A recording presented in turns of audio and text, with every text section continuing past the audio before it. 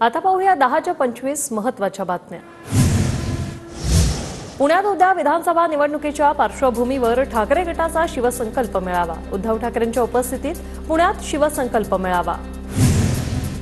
मनसे अध्यक्ष राज ठाकरे उद्या मुख्यमंत्री एकनाथ शिंदेंची भेट घेणार। राज्यातील विविध प्रश्नांवर करणार चर्चा।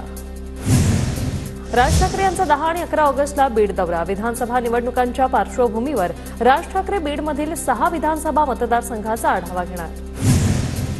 दिल्लीतील महिनाभरात मोठी उलाढाल। शरद पवारांनी मला फोनवरून माहिती दिली। शेकापच्या जयंत पाटलांचा मोठा दावा। नागपुरात पार पडली जिल्हा नियोजन समितीची आज बैठक। यावेळी उपमुख्यमंत्री फडणवीस आणि अनिल देशमुख एकाच व्यासपीठावर। चंद्रशेखर बावनकुळेही बैठकीला उपस्थित। रत्नागिरी सामंत विसर्जन अभियान सुरू। ठाकरे गटाचे माजी खासदार विनायक राऊतांचा उदय सामंतांवर निशाणा। अजित पवार गटाचे प्रवीण माने उद्या शरद पवार गटात प्रवेश करणार। पुणे जिल्हा परिषदेचे माजी बांधकाम आणि आरोग्य सभापती राहिलेल्या मानेंचा उद्या शरद पवारांच्या उपस्थितीत पुण्यात पक्षप्रवेश।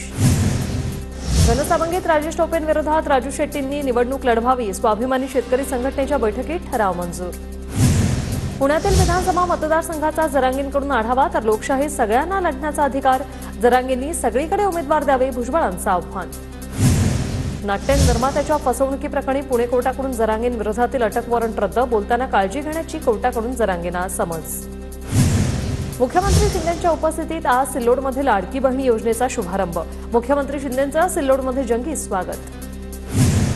सिल्लोडमध्ये मुख्यमंत्री शिंदेंच्या रोड शोवेळी काळे झेंडे दाखवणाऱ्यांवर पोलिसांची कारवाई। शिंदेंच्या रोड शो दरम्यान सत्तार विरोधकांकडून दाखवण्यात आले काळे झेंडे। पूजा खेडकरची आई मनोरमा खेडकरला जामीन मंजूर। पुणे सत्र न्यायालयाकडून मनोरमा खेडकरला जामीन।